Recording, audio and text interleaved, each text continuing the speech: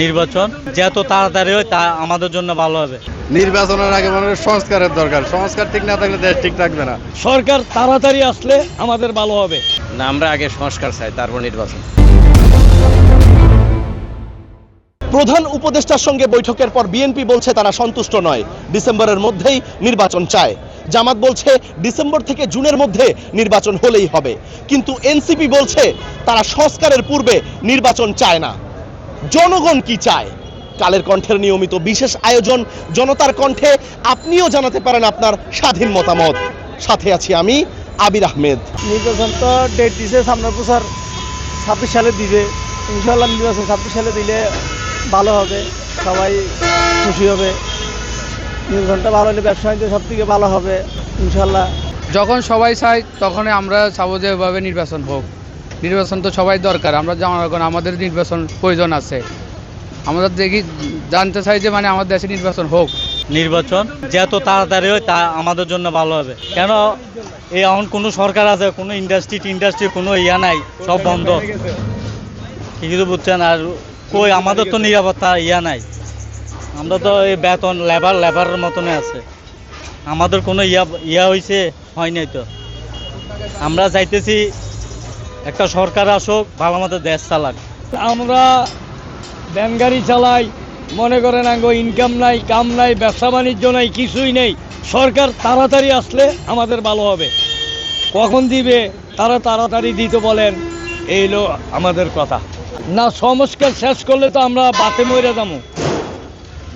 যাবো, বাত পাই না, টাকা পাই না, কিছু পাই না, ইনকাম নাই, কিছু নাই, আমাদের ব্যবসা বাণিজ্য নাই, কিছু নাই। তাড়াতাড়ি আসলে ভালো হবে, ব্যবসা বাণিজ্য হবে, সরকার বসলে একটা পতন হবে। না, আমরা আগে সংস্কার চাই, তারপর নির্বাচন। কারণ দেশের পরিস্থিতি সব ভিত্তি করে নির্বাচন সুন্দর হবে। এখানে তো সবাই একত্রিত হইতে হবে। কেউ আগে চাচ্ছে, কেউ পরে চাচ্ছে। এখন যৌথভাবে সবাই যদি নির্বাচন আসে, সুষ্ঠু নির্বাচনটা হবে এবং জনগণ শান্তি পাবে এবং সুষ্ঠু হবে, সরকারটা পরিচালনা করতে পারবে। এটাই আমরা কামনা করি। মনে করেন আমরা খেটে খাই, আমাদের সরকার না থাকলে তো সমস্যা। যে কোনো একটা সরকারের দরকার আছে, তাই তো যে আসুক। মনে করেন সরকার ছাড়া তো দেশ চলে না, তাই আমাদের প্রয়োজন একটা সরকারের। ঠিক আছে, এইভাবে মনে করেন দেশের যে পরিস্থিতি খারাপ হচ্ছে, ঠিকমতো চলতে পারতেছি না, করতে পারতেছি না। ঠিক আছে, এই জন্য প্রবলেম। সন্ত্রাস হাই জায়গার বাইরে গেছে, জায়গায় জায়গায় চুরি ডাকাতি বাইরে যেতেছে। এই জন্য একটা সরকার থাকলে, সরকারের নিয়ন্ত্রণে থাকলে মনে করেন দেশ ভালোভাবে চলবে, সবাই সরকারের উপর আশাবাদী থাকবে আর কি। যেটা বলতে কি, দেশের আগে নির্বাচনের আগে মানুষের সংস্কারের দরকার। সংস্কার ঠিক না থাকলে দেশ ঠিক থাকবে না। যে জন্য সংস্কার চাই, নির্বাচন চাই না। নির্বাচনটা আরও পরে দিলে হবে। কিন্তু সরকার তখন ভালো হয়ে চলে আসতেছে দেশটারে। তখন নির্বাচনটা আরও পরে দিলে অঙ্গ সুন্দর হইতেছে, দেশ উন্নতি হতেছে। আমরা দেখতেছি, আমরা জনগণে দেখতেছি, গরিব গুণের দেশ সবাই দেখতেছি জিনিস ভালো হয়ে করতেছে। না এইটা করি কোনো লাভ নেই, এখন কোনো কিছু চাপ দিয়ে কোনো লাভ নেই। এখন দেশটা চলতেছে, আওয়ামী লীগের তো এখন দেশ আরও ভালো চলতেছে।